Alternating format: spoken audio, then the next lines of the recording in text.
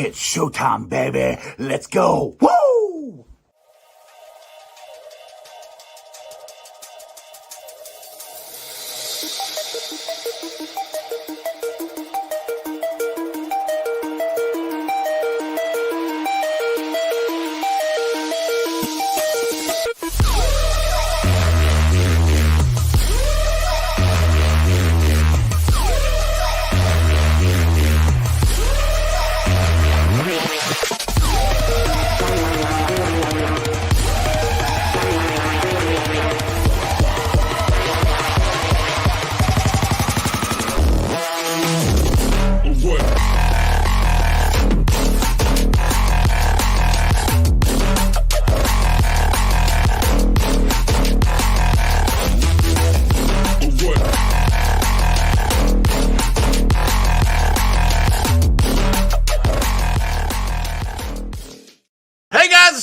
Welcome to the show.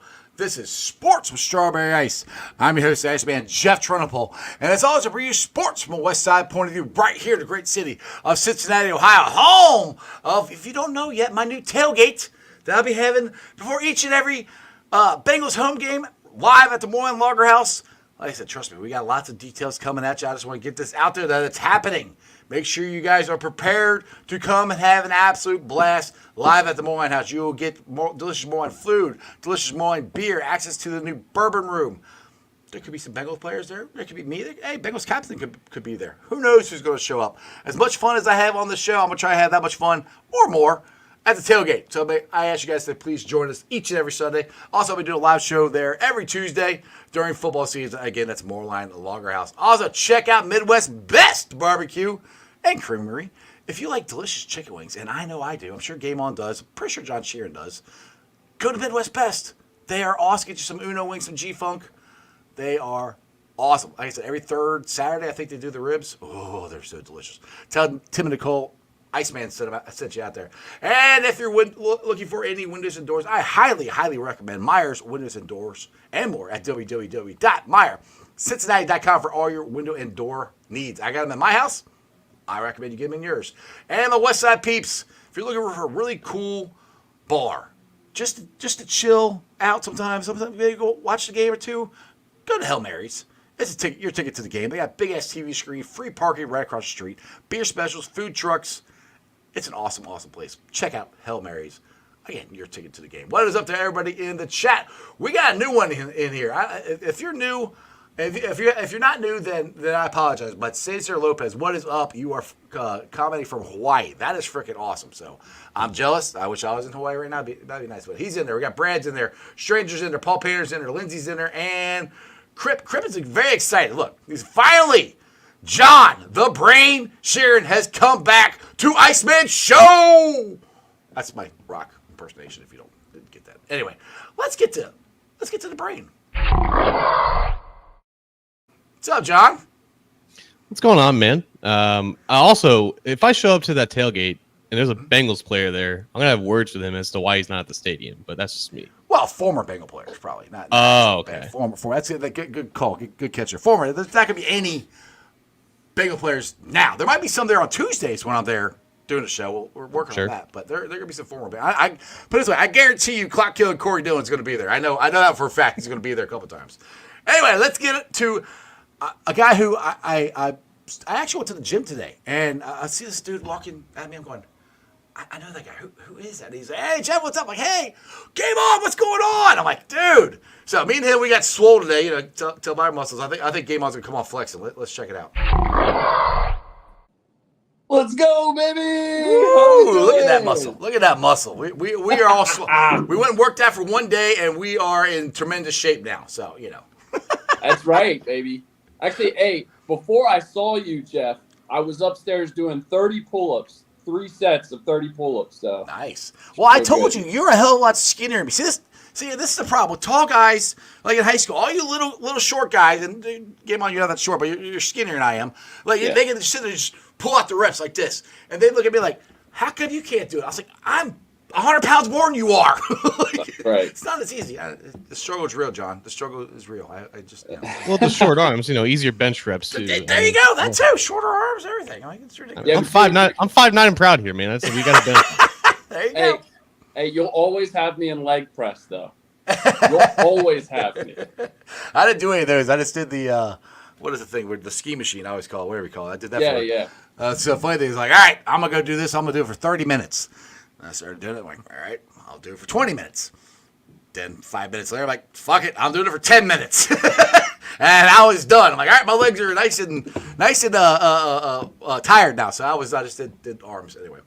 That's enough with the exercise. What's guys? We are about a week away, a little over from training camp. I am excited as hell. I cannot freaking wait. I think this is going to be a tremendous year for us. But I'll go around the circle here. Start with you, John. But what are the biggest storylines that you're looking forward to in going into training camp? What are the battles? You know, the new guys. What do you got? It's just how much does the quarterback practice? I think we're in a territory now where it's not a matter of, I mean, we could play the whole speculation game as to like, oh, what's the injury going to be this time? We can knock on wood all we want.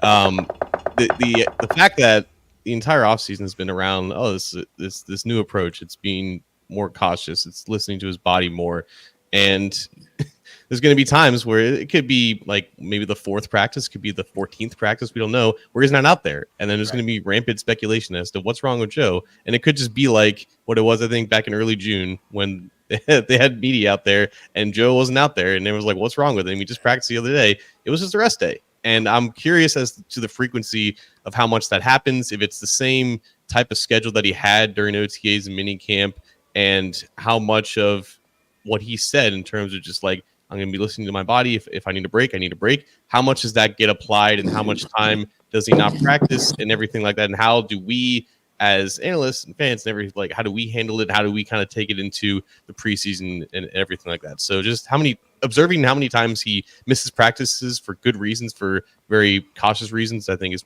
maybe the biggest storyline of camp. Well, I can tell you this: the very first time he misses a practice, Bengal fans are going to freak the F out. that for a fact is going to happen. But I mean, I think it goes to show. Well, like you said, we'll see with the maturity and the emergence of Jake Browning. That's where I think it gives Joe the confidence where he doesn't have to be out there every time. If he gets a little nagging thing, I can take a rest, make sure it's good. But yeah, it'll be interesting to see how much he does practice in training. I don't think, and most of the time you have to drag Joe off the field. So we'll see how much he buys into what he has said. We'll see. Game on. What do you got? I think play calling, I think, is the biggest thing. For me, it's variation between what we saw last year with Brian Callahan and this year what we're going to see with Dan Pitcher. I think that's so huge. I think we saw a lot of, towards the later part of last season, a lot of lean into the screen game. Maybe we saw some play action. I'm interested to see if we see 12 personnel out there. O-line 6 again. How are we going to run this offense and make it easier on our quarterback to, win games more at the end of the game, right? Versus having to rely on him for the entirety of the game. Yeah, and it's going to be interesting to see how Dan Pitcher, like I said, Dan Pitcher's offense is different than Brian Callahan's. And I think there's already something different because we got the best tight end room that we've had since Joe Burrow's been here. So I'm curious, how often are we going to go with a 12 personnel, 2 tight end set?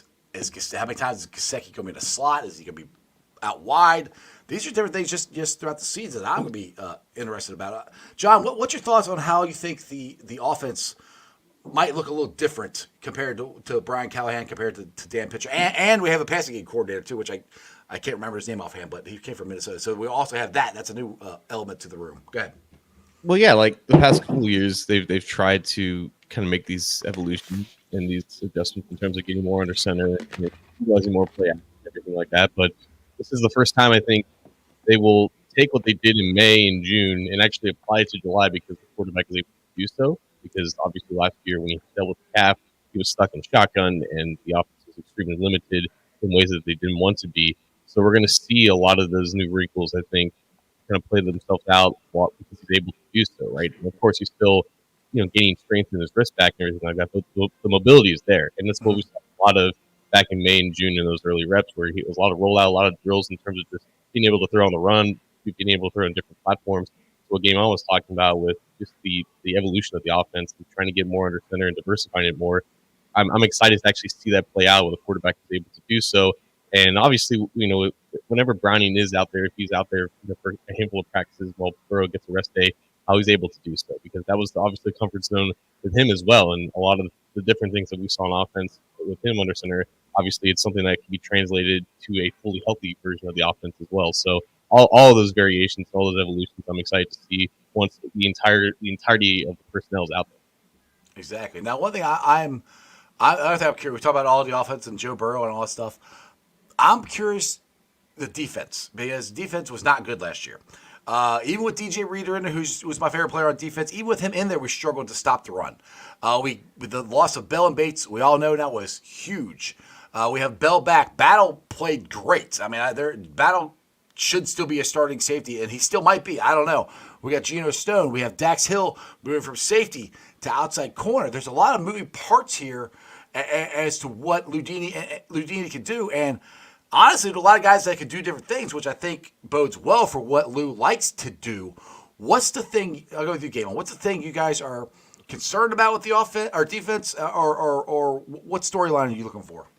My biggest concern defensively is kind of depth of the secondary, right? Having to rely on Josh Newton if in the event that a Cam Taylor-Britt gets hurt and we don't have a true corner one, we're kind of having to rely on, Dax and DJ at that point solely, with a little mix in, I think, of Josh. And so I think that's my biggest fear defensively. On the defensive line, I feel really good about it. I think they're going to change the scheme in terms of, what the assignments are for the defensive line, probably go with one gap instead of two gap in that interior. And I think that they're going to really focus on run defense as a unit this year. Remember, last year, coming into the season, run defense wasn't a big issue for us in the prior year.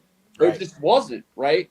Neither was the secondary. We thought, Dax is going to slide in there. Yeah, he's going to have his ups and downs, but the secondary is still going to be great, right? We also thought Nick Scott was going to be good, too. That didn't work out at all. Holes in both of them. So yeah. I just feel like when we accentuate something in the offseason, we say, hey, we're going to get better here. We're going to get younger here. I feel like that's something got addressed with the drafting of Chris Jenkins, who I think is an absolute stud of a run defender and a bully on the interior. And then obviously, McKinley Jackson taking over the two-pile role, and bringing in Sheldon Rankins, I think, is really kind of underrated to this defensive line. You're not having to rely on Zach Carter anymore. You leave yourself with a lot of flexibility there on the interior of the defensive line to really do whatever you want. So, John, what do you got? I agree on both of those fronts. I think with cornerback specifically, I think it's a concern in terms of not having a reliable second option, because that's going to play out with Turner and Hill, and it wouldn't be the most surprising thing if Hill wins that battle. It'll just be maybe an indictment on Turner, considering that's his more natural position. But I look back to the years and the weeks where they had Eli Apple out there, and how he was objectively a weakness when you look at him individually, but they were able to hide him better because they had better safety play, and obviously that's much improved compared to last year. However, when they lost both their safeties and it was just terrible personnel, like Hill and Scott weren't ready for those roles necessarily, and how it was tough for Lou to kind of adapt, and he had to really simplify a lot of things. I'm concerned now with the nose tackle situation where he has to adjust again, and I think Game On's correct. Like, you're going to see when Domata Peko was here, he was like that true one gap nose tackle, not like what DJ Reader was. And of course, DJ Reader's a unicorn, and there's no way that you can replace him with a rookie or a veteran. So I think a McKinley Jackson can fill a role like that in time, but for now you don't want to rely on him for several hundreds of snaps when he's getting his feet wet. You could probably give more of the weight to Chris Jenkins in that regard, but it's going to have to change in terms of just the roles and the responsibilities of those defensive tackles. And I worry that while Sheeran Rankins I think can be a huge boost as a pass rusher, trying to fit him into like a round peg as like a square hole as like a round peg as a run defender, when that's not really his forte, and maybe making sure that you maximize him as three technique as much as possible, and hopefully that they can figure out the right roles for him and BJ Hill when they're on the field at the same time. So how Lou kind of navigates that with another change that I'm sure he didn't want to. I'm sure he didn't want to lose DJ Reader, but that's just how the cards went. And just like last year when he lost both of his safeties. So how he kind of manages that and seeing how that kind of unfolds in the beginning of training camp is going to be very interesting. What are you guys' thoughts on the safety play? Like I said, I don't think Jordan Battle did anything to lose his job. I think he was our most consistent safety last year. Now, Geno Stone obviously is going to start. But with that being said, they brought back Von Bell, which is awesome. I missed him. And they get him for a steal. Carolina's still paying him. So it doesn't cost a whole lot to have him come back. The way I'll put it to this is the way I think it's going to happen. I think Bell is going to start at the beginning of the season because I think Lou wants to make sure that guy's out there to make sure everybody's lined up correctly. I think later on, and I think Battle's going to play a lot, but I think later on it's going to be Battle's job. Where are you at? Do you think Battle starts or Bell starts, or what do you think? Go ahead, Big Game. I want to go with you first. Yeah, I think it's going to be 55-45 in terms of percentage. It was similar to what they did with Nick Scott. Scott started initially. I think you could see Von Bell starting initially, but I think iron sharpens iron in this situation. Both guys are going to be battling it out preseason to regular season. And I think that if Battle plays well in his opportunities, he's going to get more, right? And I think that if Bell still shows he's that guy, like it's going to be a fight between the two of them. But I do think that the defensive coordinator, Lou Anarumo, will give them both ample opportunities to both be out there. So I think 55-45 split. That would be ideal. I think when Bell became available, it was kind of a surprise to them, and they just jumped at it because they didn't expect it. And right. if that didn't happen, I think they would be comfortable with starting Battle out there from the progress that he made as a rookie. Now, he wasn't completely consistent, but he definitely made enough strides to be like, okay, we're comfortable giving him more snaps and more opportunities in his second year. So having him as the third safety compared to last year when he was by far their best option, the room is definitely in a much better spot. I think I definitely underestimated though the fact that Bell is here, and I just don't see him coming off the field anytime soon. They'll give Battle reps in training camp for sure to make sure that he stays fresh, but I don't think there's a question about who's the starter at this point. I think just the fact that Bell's back there and that gives him so much peace of mind compared to where they were last year. Like he's definitely going to see the field first, and right. We'll see how it kind of evolves as the season goes on. And I'm sure they'll give Battle some reps here and there, but I would probably say it's probably more closer to like 70-30 maybe compared to maybe 55-45. But again, like there's so much that can happen in the next 2 months. Injuries can obviously occur, but I think I personally underestimated how much that they value having Von Bell back there, maybe because of what they paid him. The fact that he's getting veteran minimum, I think it's like, oh yeah, it'll just be like an even competition. No, I think like that was just the circumstance of just him getting cut by Carolina and they didn't have to pay him at all. So I think they love the fact that he's back there, and I don't think they intend on, taking him off the field anytime soon. Now, do you think with those three guys, is there any chance they'll use a 3-safety set with those three guys? I think if they did that, it would be Battle in the box because I think he's a great open space tackler, and they probably love him there. Von really helped himself in that last year with Jesse Bates being more of a deep safety, and Lou Anarumo found a lot of reliance in that. The other point that I wanted to make was I think that in the closing moments of games, Lou Anarumo typically will go with the veteran presence, so Battle will probably be on the sideline then. Yeah, I can absolutely see Battle stepping down, when there's an extra receiver on the field and getting that box representation there as the third safety if they go that route. They just with the Flowers rule. They rarely ever went that route. It was, a 15 snap type thing a game. And then Ricardo Allen, when he was in there, I think, it was around that number, like 12 to 15 snaps a game. So I think it would be very limited if they did do it. Yeah, now I got a question. I'll bring this up here. Not a question, more I like to stay. Crypt Keeper, I saw yours too. I'll get to yours in a second here. But T. Brooks here, I've been watching a lot of Bengals games for last 3 years ago. DJ Reader was much quicker and dominant 2-3 years ago.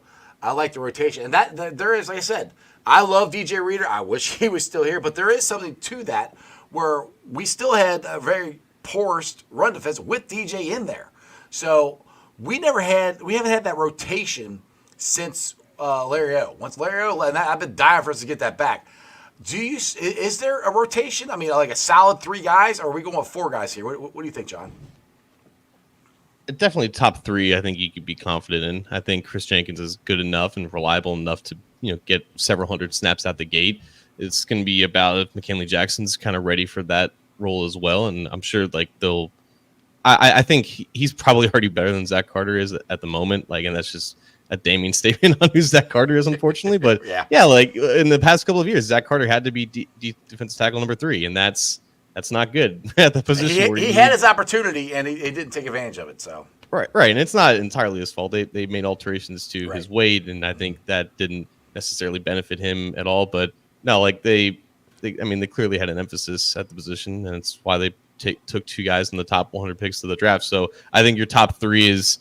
It's not quite at the level that it was in 2021, but it's closer to that than you were the past couple of years. So yeah, like Chris Jenkins will see plenty of time, and I think also the fact that he's not like it's not a bad thing that Sheldon Rankins is like only a 3 technique, but that's not the case with Chris Jenkins. He can be 5 tech. He can even 2 gap. I think at like the 2 eye position, which is what Reader did a lot of times at nose tackle. He's not the same exact body type, but he has that experience and he has that natural power to him. So you can line him up in a bunch of different technique spots, and that will really help out. Keeping BJ Hill and Sheldon Rankins fresh, which is ultimately the most important thing at that position. Right. I'll get the Crip Keeper here, and I kind of agree. This is a make or break year for Frank Pollock. But he said, I think Frank Pollock likes experience more than he does talent. I'm worried. Just saying. I just want to. Is this a make or break year for Frank Pollock? Because you got 2 6'8" guys. The center of our line has been together for 3 years. The same line except for right tackle last year. You got Mims behind him. Talent wise, size wise, this is probably the best offensive line Frank Pollock has had since he's been here. Yeah. If they stumble, who else? If they stumble, they're all healthy and they're still not playing good. Is Frank Pollock, is his job on the line? That's for me. Go ahead. I think what I've seen in the last 2 years is that the Bengals have given the reins to Frank Pollock and basically said, hey, go get your guys, because Carmen was a flop. And I'm not sure he was a Frank Pollock pick. No, he wasn't. No, Pollock wasn't here. Right. But having Brown and then drafting Cordell Bolson, I believe all 3 of those guys are Frank Pollock type guys, right? Really gap scheme oriented guys, big, physical, tough. Not a lot of athleticism there. And then Amarius Mims comes with both. He comes with the athleticism and he comes with the physicalness. So I believe he's got his guys in place. So you would think that everything should work out, right, with his guys in place. So I'm expecting a decent year from our offensive line. If we didn't get it and we were one of the worst in the league, absolutely, I think people would be calling for Frank Pollock's head. And justly so. Because this was a guy that was brought back by the organization. Really, Zach was touting Turner the entire time. The organization was like, we're done with Turner. We're moving on to the guy that was at least stable in the Marvin Lewis era there at the end. So I got to believe they would move on and try to find a new guy. John?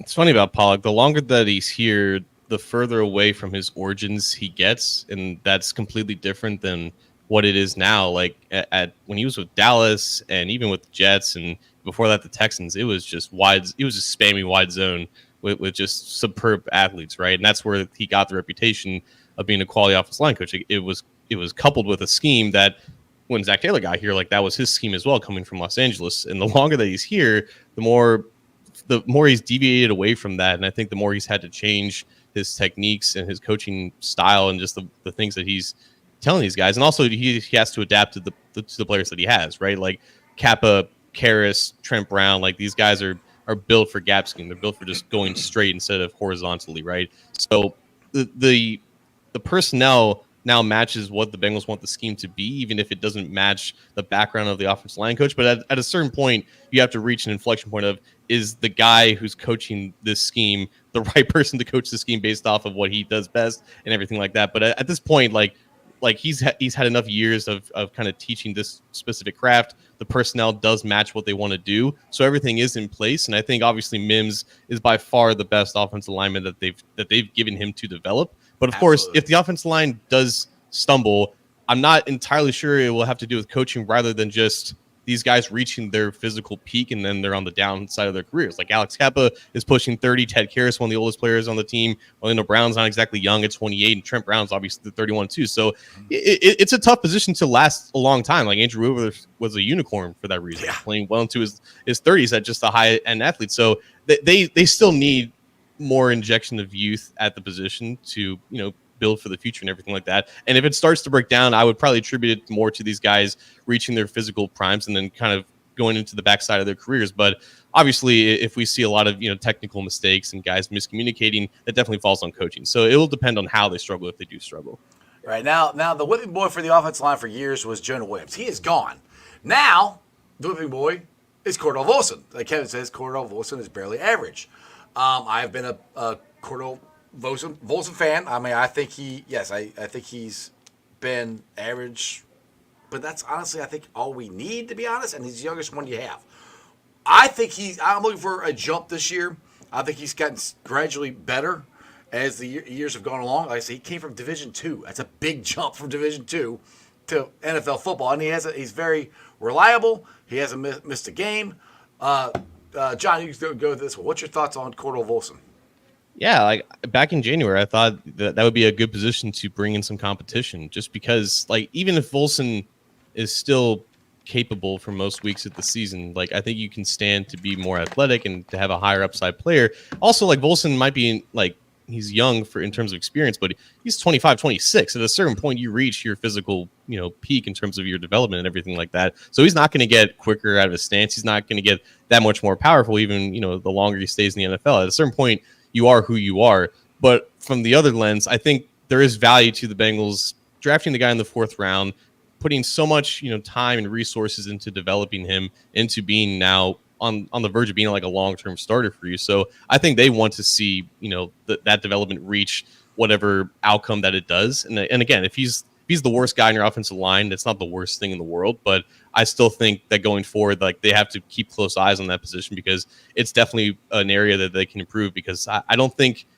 Volson is going to be, if he's going to be better, he's not going to be that much better than what he is right now. And again, that's okay. But I think if the opportunity comes around to improve, like, you have to definitely consider it. So what's your thoughts on people talking about moving Mims or Trent Brown to guard? I personally, I don't do that, because I think because Trent Brown has not been healthy. He has not made it through a full season in the last 4 years. That's why I think you have Mims ready to stick in there. But there are some talk to maybe moving Trent Brown or Mims into guard. What's your thought? Like, go ahead, Game On.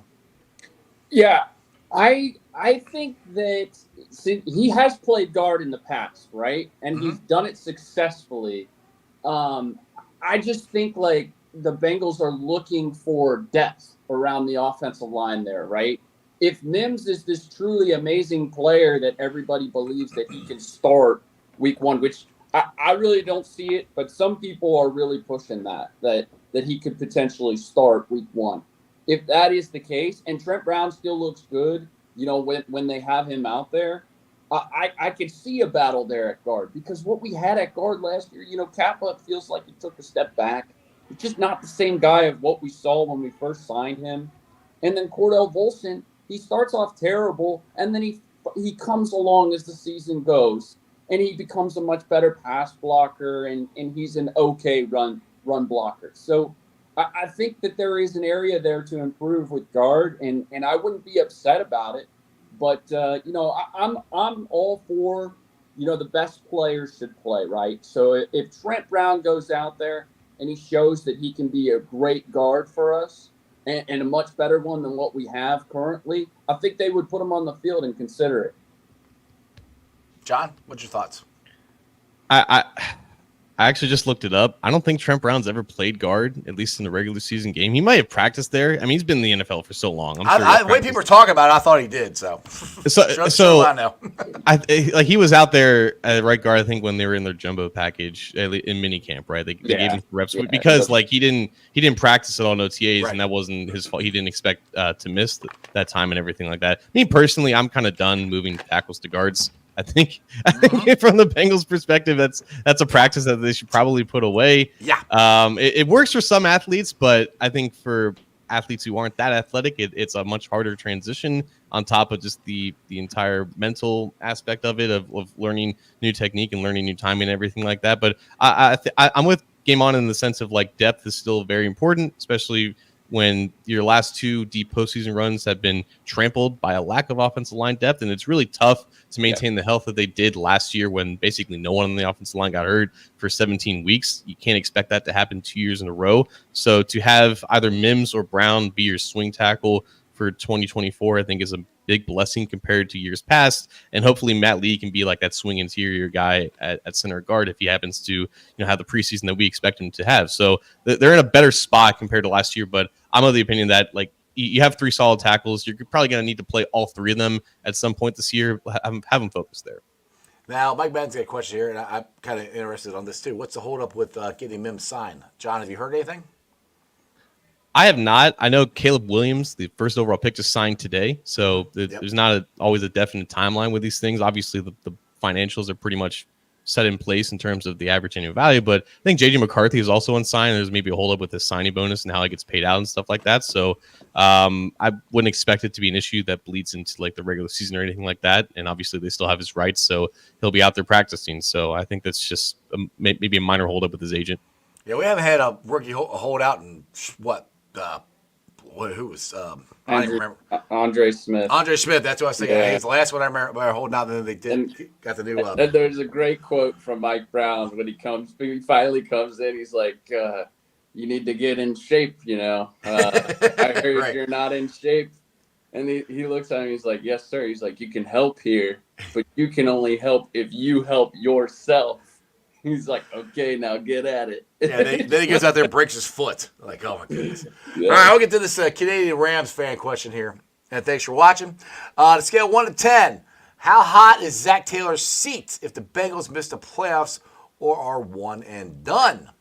Okay, Game On, you look like you want to answer this one. Go for it. Man, I just think if you have a healthy Joe Burrow, right, and your offense is – I mean, if they are going to be what we think they're going to be, but, the defense falters or the opposite direction. If the defense is good, but the offense is just inconsistent and they start losing games, I can absolutely see people saying, yeah, this should have been the year, right? T. Higgins on the tag, Jamar Chase back. I mean, you get the slot that you wanted. You get the young kid in Burton. You got Andre coming in second year. Two running backs that are solid, and P. Ryan could be back before the season starts. You got all the depth in terms of the defense. Like, this is the best depth-worthy team that we've had since I think that 22 team. So I think the depth is there. It's really, man. If we lost a lot of really close games, I would absolutely see the city saying, hey, you got to start winning now. Burrow healthy, you got to start winning. And I don't think it's going to happen, though. I'm of the proponent that Burrow healthy, we're winning those close games at the end. Oh, absolutely. John, what you got? It would be unexpected to see them lose more than they win if the quarterback is healthy and playing well. I think even beyond Burrow, like when Andy was here, like the Bengals typically won when they had good quarterback play. Yeah. And that's I think also just the story with Zach, right? Like his abilities as an overall head coach, I think, have come into question a lot. But it's the story around the NFL. Like when you have good quarterback play, typically you end up doing fine. So it would be shocking to see them, fall completely short of expectations if the quarterback is out there for 17 games and is not running for his life. So if they were to lose those games, you have to think it goes beyond just the expectation that the quarterback is playing at the level that they expect to. And that could be a case of, is the head coach blowing it? Is he making mistakes that are out of his character and stuff like that? Is something crazy going on that we don't know behind the scenes? There's a lot of things that we wouldn't know. So out of 10, if that happens, like I'd probably put like a 5 or a 6. I wouldn't expect him to get fired. He's under contract for several more years. I wouldn't expect this year to be that year, but yeah, it would be shocking. Some questions would have to be answered. Now I got a question for both of you. I brought this up. I started talking about this last week. I heard it on ESPN Radio, and they were listing their top 10 coaches, and also Locked On did this as well. All their podcasters or whatever got together, and they listed their top 10 coaches. And this puts you this way. a guy who's went to back-to-back AFC Championship games, went to a Super Bowl, lost his starting quarterback last year, only had him healthy for 4 games, still went 9-8, barely missed the playoffs in the toughest division in football. How is that guy not at least a top 10 quarterback when there are some people who've put John Harbaugh ahead of him when John Harbaugh hasn't coached in the NFL for 10 years. You got Sean Payton, who's come back, and the last 2 years have sucked. And we're talking about right now, not what you did 10 years ago. I don't want to hear winning percentage, all that stuff. Take the last 3 years. How is Zach Taylor not a top 10 coach? John, what do you got? Comes down to what people value, I think. I think if you were just to look at making the right decisions of putting your team in the best position to win and actually winning games, Zach Taylor's an argument over Kyle Shanahan. I'm not going to make that argument outright.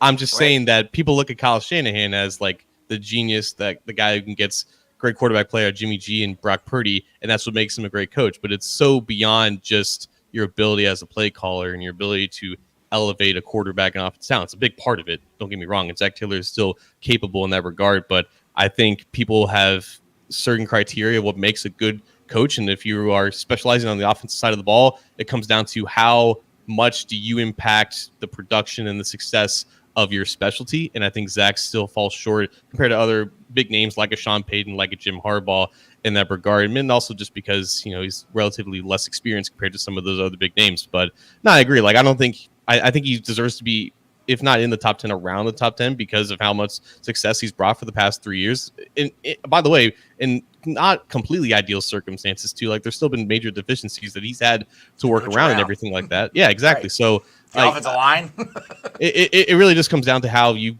define a good coach. And I think when people raise up guys like Kyle Shanahan for those specific reasons, that's when Zach Taylor kind of falls short. Game on. I think it has to do with how locally we feel about Zach Taylor first and foremost, right? Our fans have kind of talked about Zach Taylor in a way where he's not a top 10 coach, and maybe there's a lot of reliance there on Joey B, in the past. And then I think from a national media standpoint, you got to look at the market, right? I think those teams that have a bigger market are obviously going to get an accentuation of their coach. They're going to be seen more by people around the nation.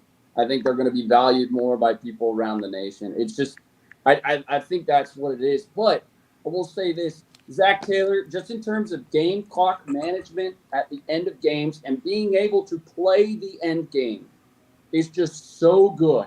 He's so good. If you want to say, hey, some of the play calling is not great, I'll be with you on that, right? So there's some suspect moments for sure. But when you're in need of a victory, right, you got the ball in hand, you're trying to drain the clock, you're trying to go down and score a touchdown, man, does he do it so well. And or if you're up and you're trying to drain the opponent while also not stepping on the throat, being able to waste clock, keeping it on your offense, scoring touchdowns at the end, and giving your opponent absolutely no hope. That's Zach Taylor, man. And to me, that is a top 10 coach. And I've said this before, man. If we win a Super Bowl, are people going to actually say Zach Taylor's the greatest head coach in Cincinnati Bengals history? Yes. They're going to have to. They're going to have to. Build the statue. Zach Taylor's the top 10 coach. Now, one thing I'll say is people are like, oh, he's successful because of Joe Burrow. I throw that back at people. Everybody says, and I agree, Andy Reid is the top head coach in football right now. But what did he do in Philadelphia? Did people talk about him at top 10 then? I mean, he had the same problem. He had a good quarterback, but he couldn't win the big one. It took him forever to get to the Super Bowl. Got to one, and he lost. So now he's considered this great guru. So I don't care what coach you are, you have to have a quarterback. Look at Mike Tomlin. Yeah, he had, and we all hate Ben Roethlisberger, but he was what he was. He won a Super Bowl with him, and they haven't won a playoff game since then. And they're in quarterback purgatory right now. Maybe Russell Wilson, they pull something out there, but I mean that's the thing. Is like you're tied so much into your quarterback sometimes that the head coach doesn't get the accolades that he deserves. I mean, for years I said, who is it, Belichick or Brady? I think we all figured it's Brady because he went to, went to Tampa Bay. Well, but still, Belichick he's an all-time great head coach. Not to take anything away from him, but if you don't have that quarterback, I don't care who you are, you're not going to be considered a good coach, just in general. All right, you guys are killing. You guys have John. Good. No, like I mean, ultimately these guys get judged by the results, right? And Belichick is going to be the GOAT because he's won the most games, he's won the most rings. But like, him as an actual coach is still like a phenomenal coach. Like he knows the game in and out, and he puts his players in position to succeed. I think Zach Taylor still puts his players in position to succeed, and I think this is a huge year for him in that narrative because so much of what the Bengals offense is because of Joe Burrow, right? And he's built the offense, he structured the offense around his strengths, and now we're going to see like an evolved version of that while also trying to protect the quarterback. And I think the relationship that the coach has with the quarterback and trying to maximize him while also doing what's best for the overall team and making sure that the overall picture is successful, even if it's not a picture perfect build around the quarterback. And also just in the sense of protecting him, I think that's what also strengthens his argument. And I think that's what makes Andy Reid great because obviously he gets credit for just developing Mahomes and putting him into the position where he is now. But also like obviously Andy Reid is the architect behind all of that, right? And it's just a perfect marriage. And I think Zach's partnership with Burrow can be viewed in that light if they reach a new level of success, which is definitely possible. Exactly. It's a combination. It's a combination of the quarterback and the head coach. It's not one or the other, right? Right. Oh, absolutely. Even with Brady, going to Tampa Bay, a lot of talent went with him, and they had a great head coach and they had a great organization already set up for him to be successful. So, it's not just the quarterback.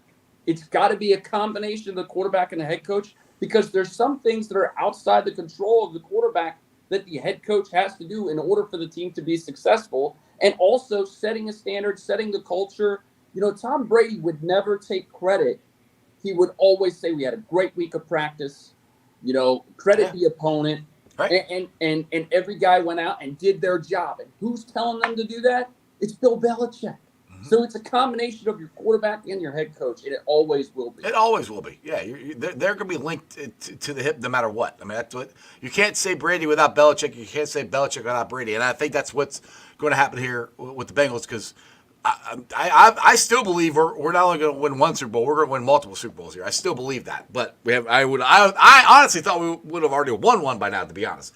But I will get to some more questions. By the way, chat, you guys are killing with the questions. I really do appreciate it, guys. Guys are really coming up with some good ones here. All right, so either one of you guys you want to answer this. It says Kevin here says, where does Myles Murphy role play in this on the D line?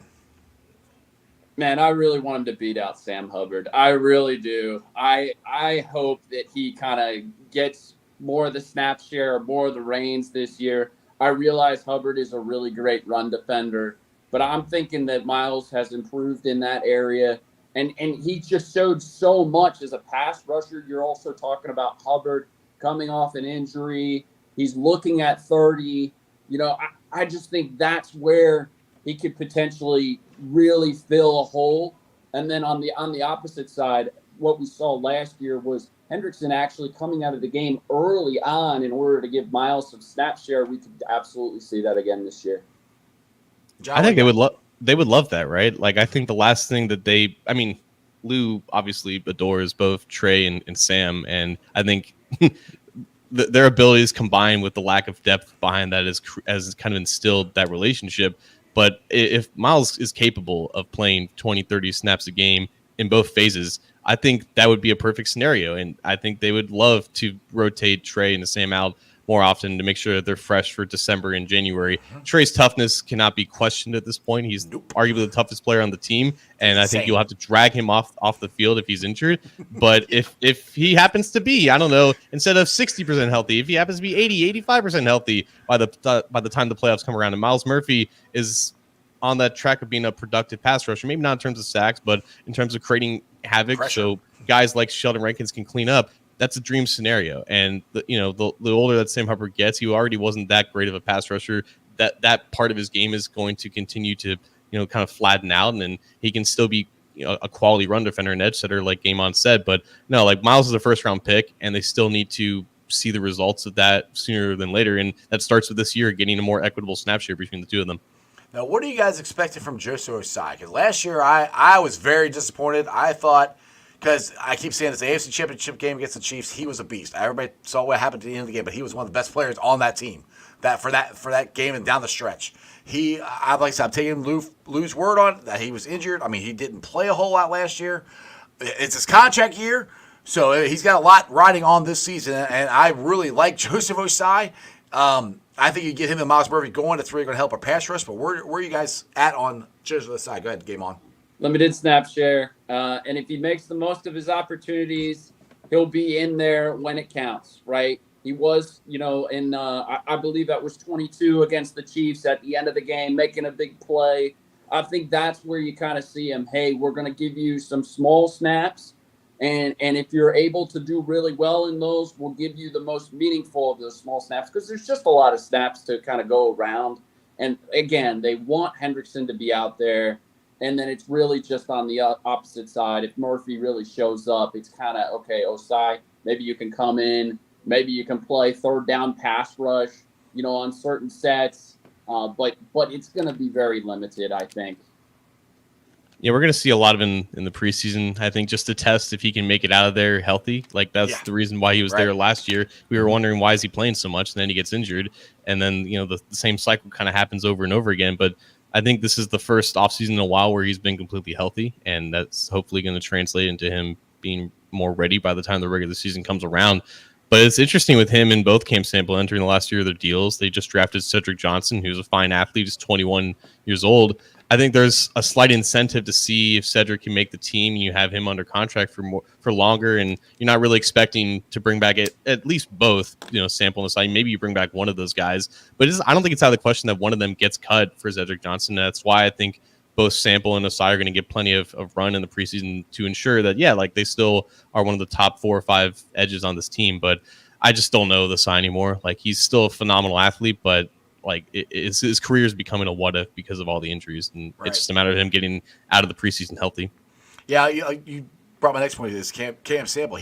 Right now, I think obviously Cam Sample's got the edge going into camp, because I thought he had a pretty decent year last year. And they used him inside more than I thought they would last year. Do you see that happening again this year, or is he going to be strictly outside? Game on, go ahead. Yeah.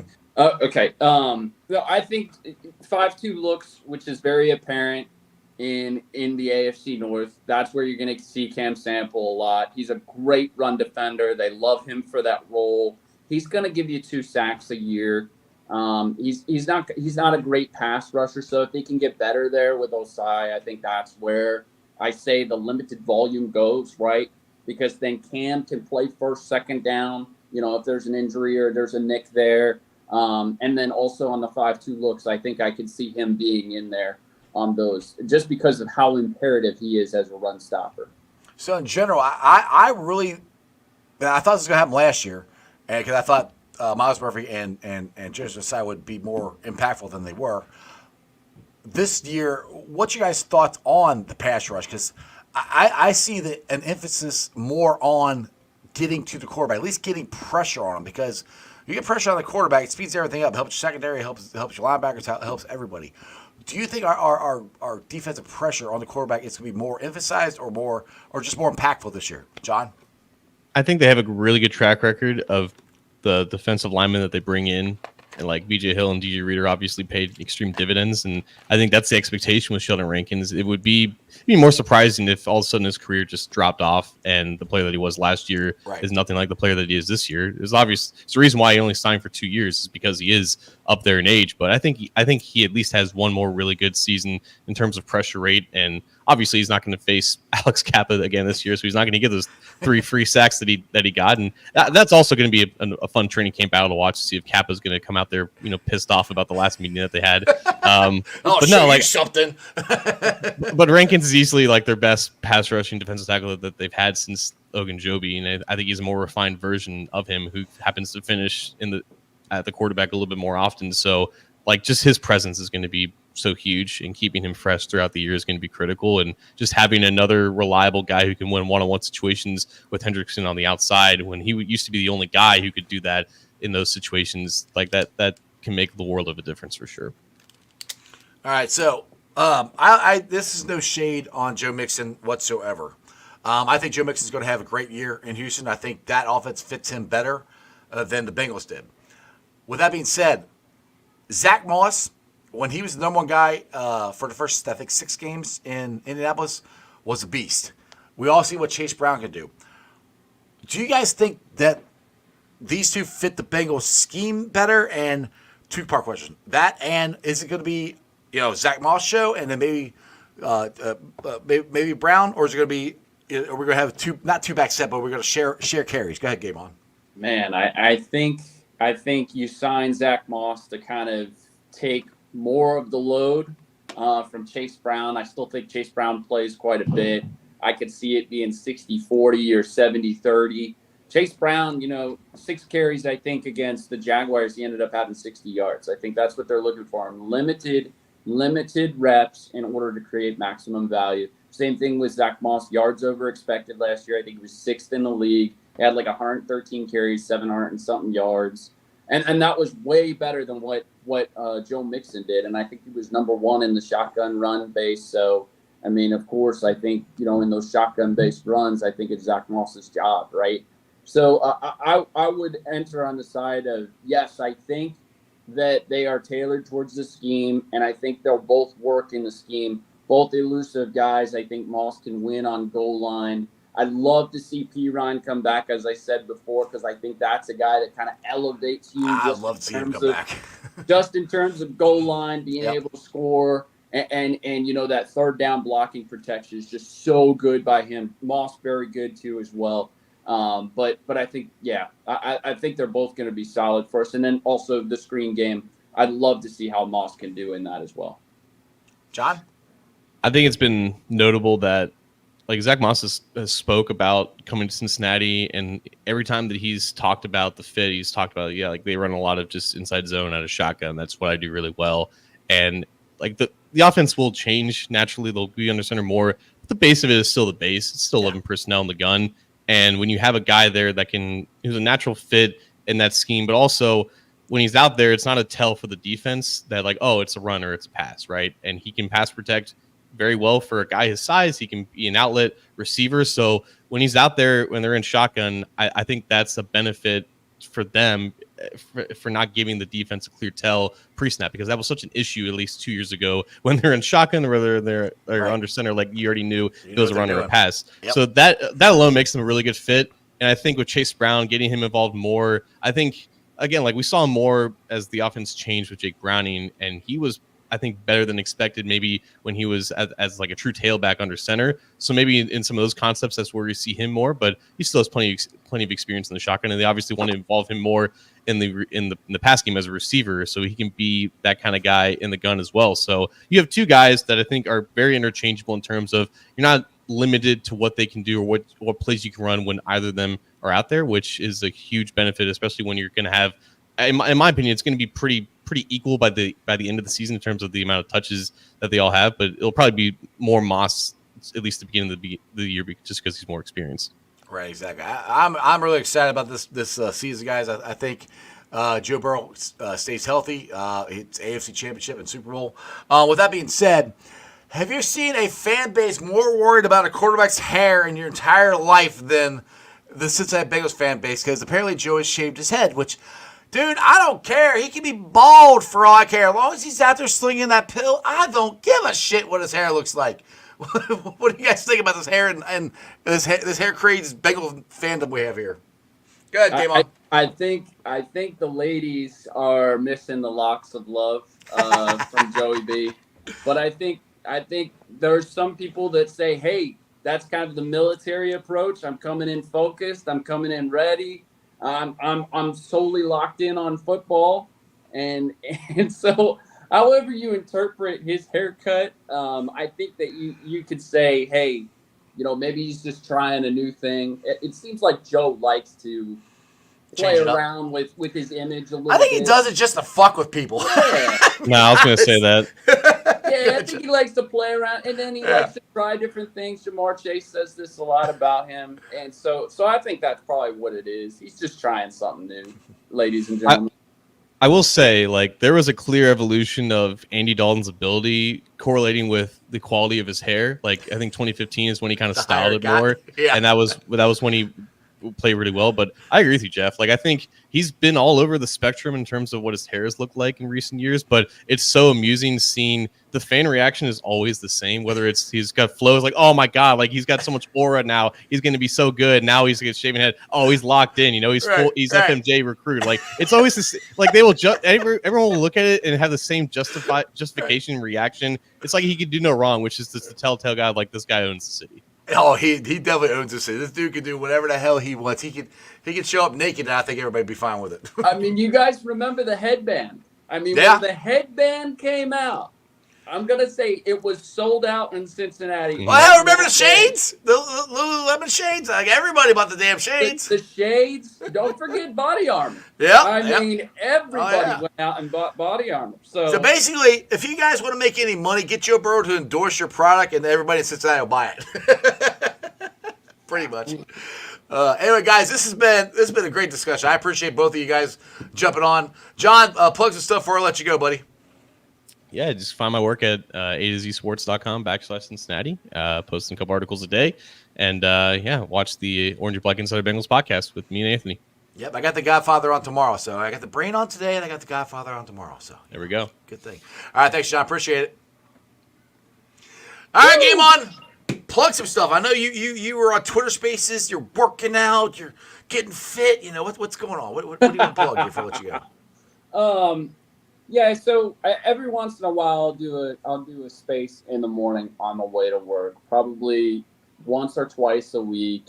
I'm probably going to do it Tuesday, Thursday. You know, just being a little bit more relaxed on that, Jeff. We got way too into that. Dude, you guys are doing it all the time. I'm like, I don't know how the hell you guys. I do a show every day. Like, every time I got Twitter, you or Zim or Ace or somebody's freaking on space. Like, jeez. I'm going to be honest with you. When you get too in the weeds, you start arguing about shit that does not anymore, man. So we're doing 30 minutes a day, Tuesday, Thursday, in the morning, if you catch me, 8 to 8:30. Awesome. Well, I may have to. Well, see, the thing is, 8 to 8:30. I'm already at work, so I'll jump on. I'll jump on and listen. I just can't say anything, and I'll try to text something to, on the little jumbotron or whatever. And there you go. I'll try to do that, but I try to jump on and listen. You guys had some good conversations. So appreciate you, man. All right, man. See you at the gym. Yes, sir. Hooday. I cut it off for his hooday. My bad. Anyway, guys, I hope you enjoyed that as much as I did. We'll be watching the MLB All-Star Game. I'll be watching it tonight. I'm Ellie's gonna be on. Ellie's gonna be there. Of course we're gonna watch. I didn't watch the home run derby too much last night, but I will definitely be watching it. Anyway, guys, like I said, thanks for watching. I've been live streaming on. Got flip it over here. ZTV, YouTube, Facebook, X, Twitch. You can follow me on all those, along with Threads, Instagram, and TikTok. And remember, every Sunday, for the Bengals home game, yours truly will be hosting a pregame fest at Moorline Lager House. Like I said, trust me, there are more details coming. I have so much information that I'm dying to tell you guys. I just can't do it yet. But it's going to be a blast. It's going to be so much freaking fun. Be there. Like I said, you enjoy delicious Moorline food and enjoy delicious Moorline beer. They got the new bourbon room they're coming out with. There's going to be former Bengal players there. There'll be hopefully current Bengal players with me on Tuesday when I do a show there on Tuesday. I can't wait for this. This is gonna be awesome. I can't believe I get to do this.